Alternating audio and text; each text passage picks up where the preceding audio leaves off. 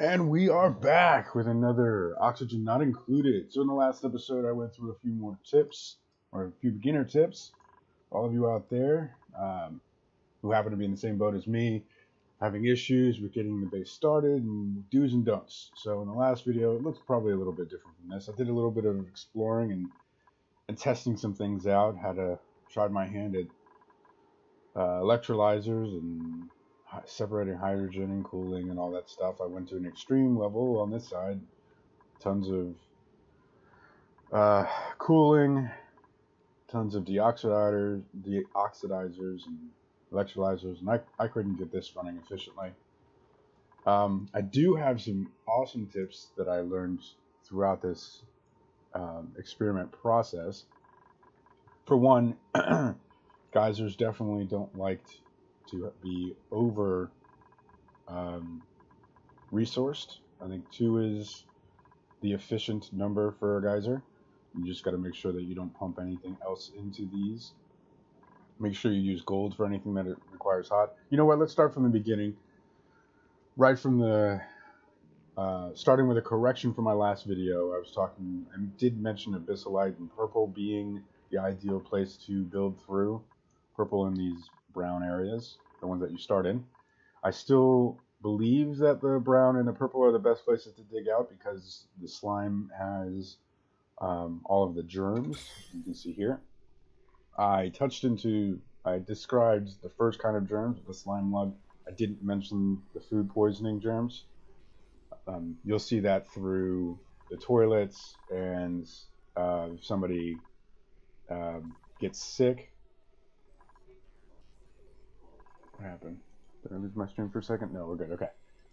If somebody gets sick, you can see here this polluted water sitting on the top of my water source. Got to make sure you don't contaminate the two. I had to close this off because it was dripping down into it, but you can see some down there too. So I wanted to clear that up first. The 2 different kinds of germs there are. There's the food poisoning and then the slime lung. The slime lung, again, you don't actually you don't cure it. You just have to wait for oxygen to clean it up. If a duplicate gets sick by slime lung, they'll sit in a hospital bed or just sit in an oxygen-rich environment until they are healed. The food poisoning, on the other hand, can be cleaned out through sanitation, washing their hands, taking showers, that sort of thing. So, getting back into it, abyssalite, I found out that that's actually borders all the different biomes. So you can see here, that is one of the best resources to pull for. Like, you want to build a lot of things out of this. It's definitely the best for pipes, be that liquid or gas pipes. And it's like I said, it borders between the different regions. So it sits between all of the different biomes. It's like a buffer zone, but between them, as you can see.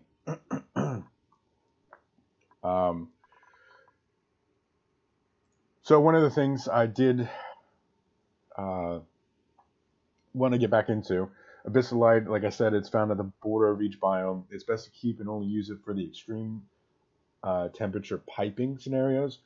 So in this case, I experimented with a bunch of stuff around here. Even in the geyser down here, insulated sandstone piping is doing fine down here. Even though it's sitting at 81 degrees, these pipes aren't failing. The machines themselves, you want to make them out of gold. They will break. I think the regular copper has a overheat temperature of 75, whereas gold is 125. But abyssalite for piping is definitely the way to go in extreme temperature scenarios. Otherwise, you want to save that resource. It's very hard to come by, and you don't want to use it just willy-nilly. Same thing with gold. You'll find gold through these green areas. That's this right here. You can see the shine. Gold amalgam. That's a great resource. You want to build that. The high temperature wiring. So if you have temperatures that are exceeding wires that are exceeding overload, they'll get too hot, or if they're sitting in an area. Usually you want to build your heavy heat items, buildings out of that. These down here, for instance, my pump, I made those out of gold because obviously it's sitting at 88 degrees right next to this geyser. So, that's the way to go. Gold and abyssalite, hold those off for specific scenarios. Insulating tiles, you can just use, the various ones are fine. Igneous rock, I see, works well for me. Granite is good because it's strong. Igneous rock is slow heating, so it's good. Granite I use for my tanks, water tanks. It holds pressure much better than sandstone, so I would use that. Let's see.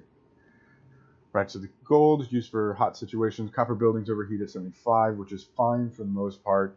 Cooling 101. Right, so in this game, obviously cooling is a big deal, and you'll need to be very cognizant of it. Insulate the outer walls of a base. So, as you can see here, probably the difference from the last video is I added these border walls. I did move all of my electrical power plants away from this space here, which was right underneath my farm. So I was trying to fix that up. I put them all in an attempt to experiment. I put them all in this vertical cavern here with some pumps and some thermal regulators. Got some tiles, some breathable tiles, some membrane tiles. And the idea here is, so in this scenario, I allowed for passive drip cooling, which works amazing. That is literally the most effective way I've found to cool.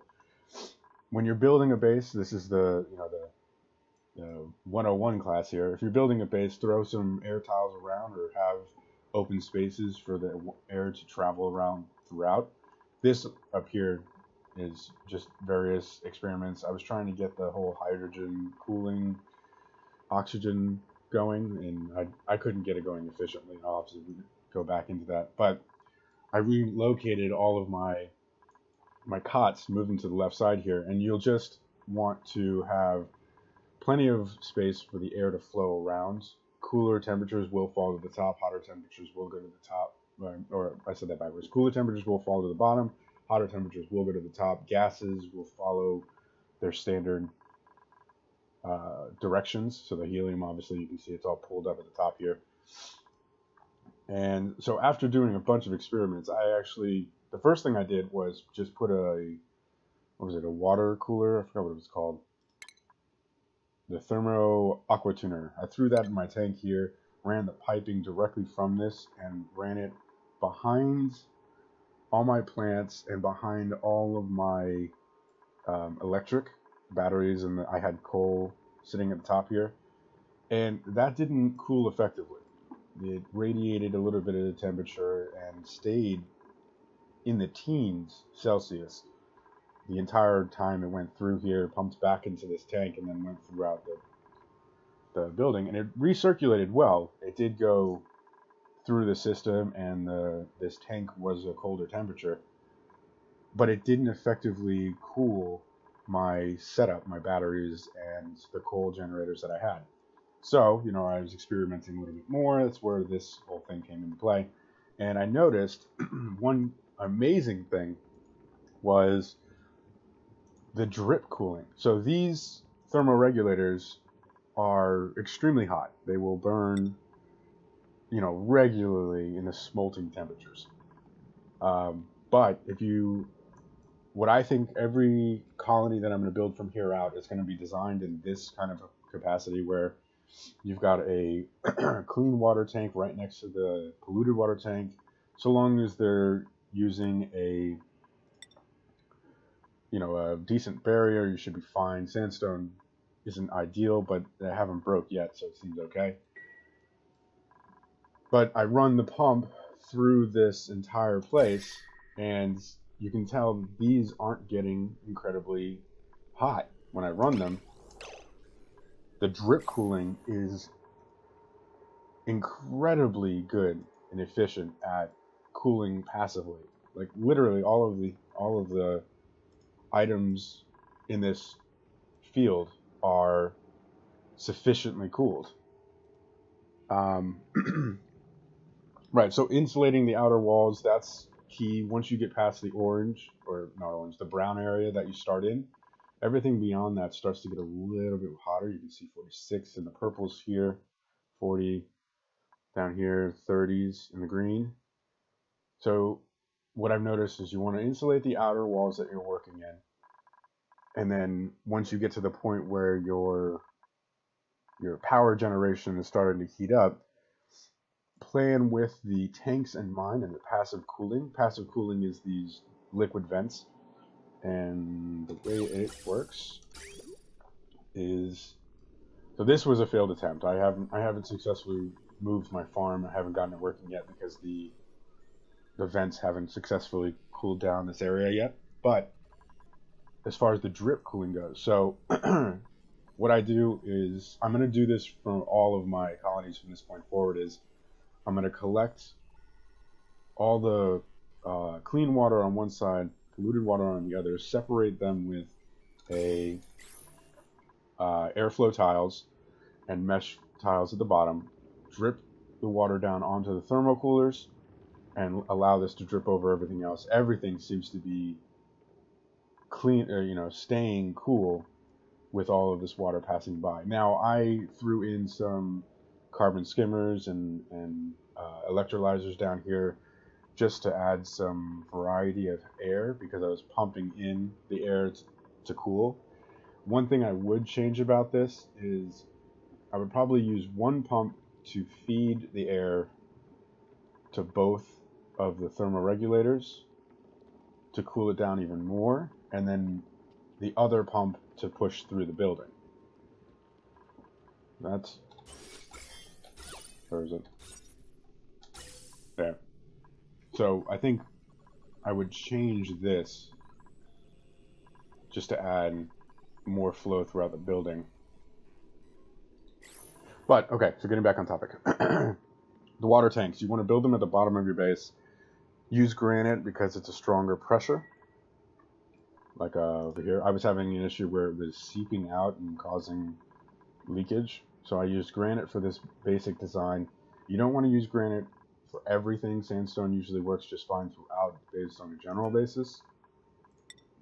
Igneous rocks. I mean, those igneous rock, sandstone, what are the other materials? Igneous rock, sedimentary rock, and sandstone are not good for the strength, so you'll want to use those in a general scenario. Most of your columns and insulation works good for that. The water tanks, always build them at the bottom. Obviously water falls.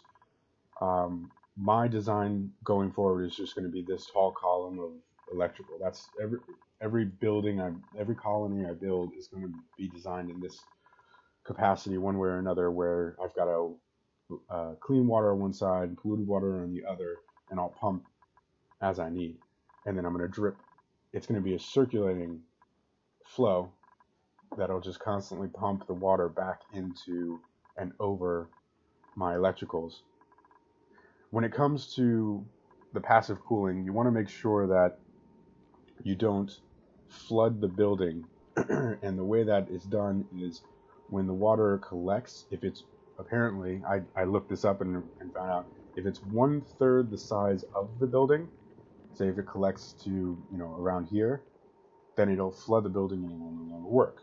I had the thermal coolers, you can see, I think I did it up here, yeah, next to the electrolyzer, and it flooded too much. And the electrolyzer, you can see it's flooded, but the thermoregulator isn't. I tried this setup, I couldn't get it running efficiently, but your results may vary a little bit because this was my first attempt at this. But passive cooling is definitely the way to go. I think this is the most effective, cost-effective way to cool and keep your colony well regulated.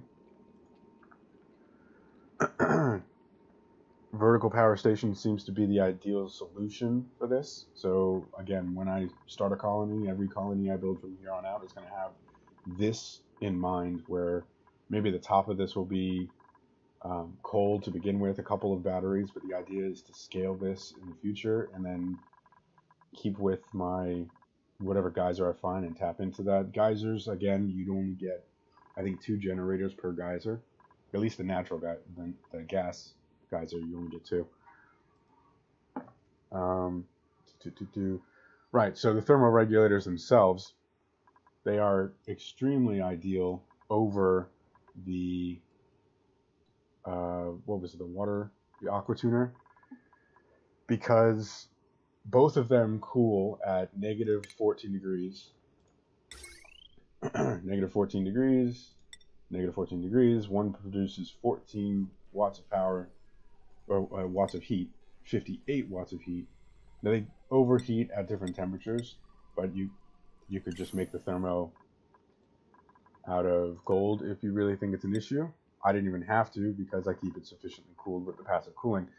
The difference between these, the key factor here is the power used. You've got 1200 watts required to run the aqua tuner versus 240 watts. And I mean, I could get by with just using 1 in this base, but 2 of them would be ideal in this scenario. And they don't always run, because the pipes will be backed up, so they'll turn off and kick back on. You can add a thermoregulator if you want. I would say, like, right next to one of the outside vents, put it at a temperature of, I don't know, 20. Make sure it doesn't get too cold, and it'll turn off. But definitely the thermoregulators over the aqua tuners. Again, drip cooling is the way to go. That's these things by themselves will sit and cook. I mean, they will easily overheat. They apparently, the way the code is run, or what I was reading on forums, is that this actually takes the heat out of the air and collects it itself. So it's a dissipation of heat kind of thing. And so long as you effectively cool these back down, it seems to work really well. Aside from that, getting back to the meals, I tried to go a little diverse during my experiment here. I'm still in debug mode, so my colony won't die and they'll have plenty of food. But I was experimenting, and I ran into an issue. I don't know if it's a bug or not, but this water that I'm collecting down here, I set the temperature for 30.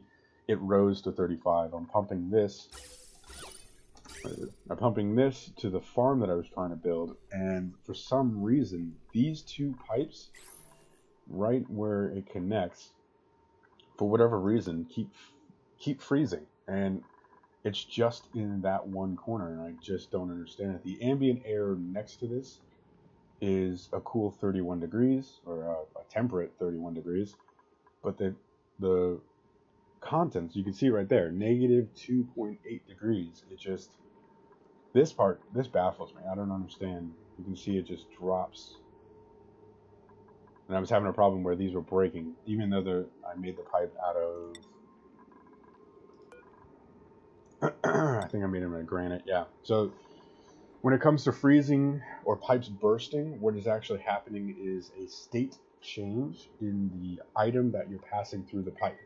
So in this case, I have liquid water, and because it's at a negative temperature, because it's hitting 0, it is actually changing to ice in the pipe momentarily, but nonetheless, it's still changing to ice, and it bursts the pipe.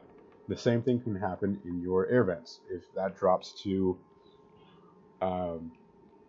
if I was pumping oxygen and it dropped to, 0 degrees, or not oxygen, but if, you get the point, not oxygen, clearly.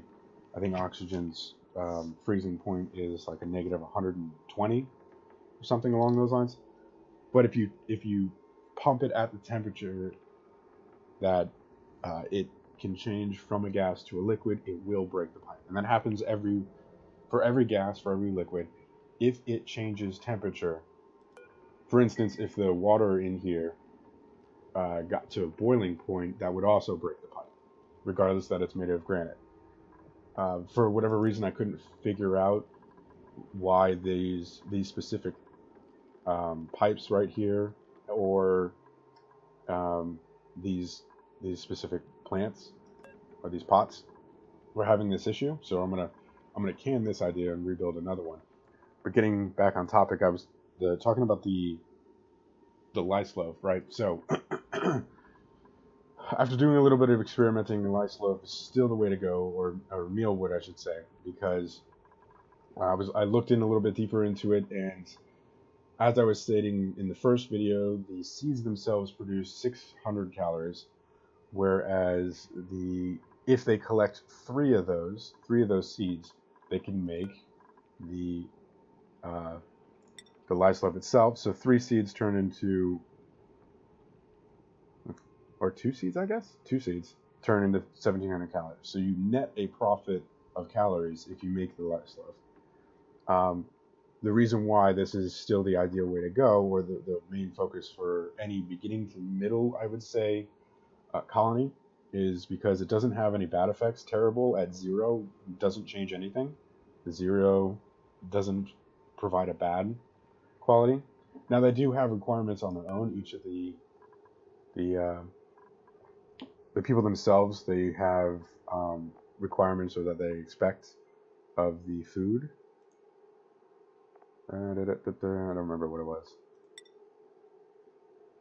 Food quality. There you go. So they expect it to be better, but they're fine with 0. They'll get around with just that. So the mealwood, though, can be built in polluted oxygen. Can use carbon dioxide. So really, this would be even perfect to set. So this vertical column that I have of my power grid, really, I could just throw the mealwood on top of it and just let the carbon dioxide build up and pump through. You know,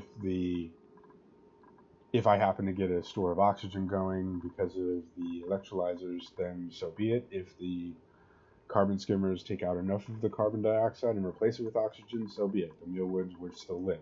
The only problem is the temperature. In the last video, right up here, the temperature was hitting over 30 and they were dying, and it was a problem. But that's what this whole second video was about, is replacing all of that and cooling the base down in a general sense. When it comes to the pumps and the going back to the temperature of the base for a second, when it goes to the pumps, you want to have at least 3 vents, just because of the pressure.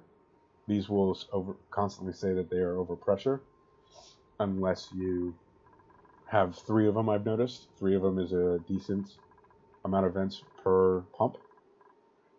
But getting back to the food, the lice loaf, again, is still the best way to go. It's high enough in return, so even the seeds, they get 600, and then you make the 1,700 lice loaf out of it. Meal lice is what I'm saying. So 3 meal lice, roughly 3 meal lice, 2 or 3 meal lice to make the lice loaf. Although it says 1,200 here, so that's only 2, which is even better. But you want to still make sure you have 3 of those per dupe. Obviously, I don't have enough here. I did also think, I was trying to experiment with the blossoms. Yeah, the bristle blossoms. In the game, for some reason, it's called blossom instead of bristle blossom. In case that confuses you as well. Blossom seed, it's the bristle blossom. You don't want to grill the mealwoods, the meal lice, the lice loaf. There's no reason to go that far. If you do have a cook and you're getting to that point where kind of mid-game you're looking to up your calorie and get better food, you do want to go with I would highly suggest the bristle blossoms. They require a little bit more maintenance, but definitely the next product to go after. They're ideal for the grilling because the raw seed itself offers 1,600 calories, which is incredible, but it is at a -1 quality. If you just grill the the seed, it provides 2,000 calories with a 0 quality. And then the stuffed berry, which takes 2 of the so you got the grizzleberry. It takes 1 seed. So basically, they just take a seed and they grill it, and it goes from 1,600 to 2,000 at a +1, which is just, I mean, obviously that's great. 1 seed adding 400 calories is a great boost. The other thing you want to go for, that would be the second focus. Once you get to, I would say, mid-game and you have the ability to maintain your temperature and water intake for the gristleberries, or for the Bristol Blossom, is to go after the stuffed berry. It requires the Pincha Peppernut, which is the one that hangs upside down. And what is it? That's 2 bristleberries and 2 of the peppernut. But this is like one of the best foods in the game, and it's the next easiest to get to. And the Pincha pepper plant is this one that grows upside down, and it has to be grown in a hot environment. So that's really about it. When you start the game, you want to pick somebody that's very good at digging, very good at learning, and very good at building. Next, I would go with either a farm or an artist. Artist really helps. Farming also helps. So that's kind of like a toss-up. Personally, after that, I would look for a cook, somebody who can focus on feeding. Don't over prioritize throughout the game. You don't want them being diverted. Any regular maintenance thing, I would set to 6, since everything defaults to 5. When it comes to cooling your base, look into the thermal regulators and passive cooling them. When you start the base, you should be anticipating these tank scenarios. This really worked the best for me, is have the water right next to the polluted and then cycle them both. And have them regulate. Now, I don't have this pumping back through, but I will. Like, you can I don't know, I'll do something with the polluted water. But the point is don't let them mix, because that'll just cause you headaches later. Make sure you have air tiles between them. Thermoregulators work wonderfully with this drip scenario, and the fact that it's just, you can see it dripping down behind here. It's actually dripping down to all the different items, and the fact that these are staying at 40 degrees roughly means that they're not overheating, and they'll run efficiently and without problems. And the same with these electrolyzer and the carbon skimmer, they tend to run hot, but the fact that they're being dripped, regardless of whether it's clean water or polluted water, it's doing the trick. Interestingly enough, on a side note here, I was doing so much experimenting in this debug mode that I actually lost my original colony save game. So, funny enough. But I figured that'd be a good way to restart. I didn't go searching throughout the entire map. I tried to keep it a little hidden from myself. I didn't want to see too much. I already know about the geyser down here, and there was another one like right there. But apparently, Asteroid, I didn't save enough on the original file, and I lost the colony, as you can see. So this is how it actually began, and this is where I will be picking up and playing the entire game through again, cycle 1. I'll be digging down, collecting this water into a separate tank right next to it for polluted water. The intent of building a vertical power station. Once I get to the edge of this green area, or once I get to the edge of the brown area, I'm going to put in insulated tiles to keep the bordering areas heat out of it. Power plant will go vertically. The farm will go over that, and then I'll keep my colony probably to the left side over here. Yeah, the water will be directly down on this side, and something along those lines. The tank will be collect all of this clean water into one.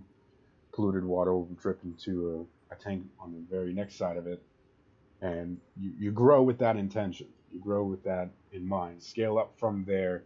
Try to see the base grow in the future. You know the space around you doesn't last. You get much bigger very quick, and um, and it should be good as far as use the thermal regulator, drip cool anything passively.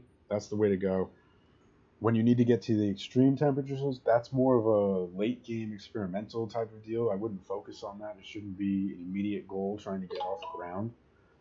I would just focus on thermal regulation mid game, keeping your base in the 20s. That way you can grow plenty of mealwood. Make sure you have plenty of that. That's definitely the way to go. And once you get to mid game, go after the bristle blossom, because it's just the return is just well worth it. And basically that's it. Don't don't overuse the gold. Don't overuse the abyssalites. Save those for the extreme scenarios. Um, if you like, when I go to build that geyser that's down here, obviously make it out of gold so it doesn't overheat, because it'll regularly sit at 80s to 90s. Abyssalite used for piping that needs to be cold or hot. It's also very strong. Just make sure that whatever's piping through those pipes doesn't change its state. It doesn't go from a gas to a liquid or a liquid to a gas. And that should be it. That's right off the bat. I'm going to start the next video. The live stream is going to be where I take these 3 people and rebuild the base and just go from there. Thanks for watching. I hope it helps anybody. And take care of yourself.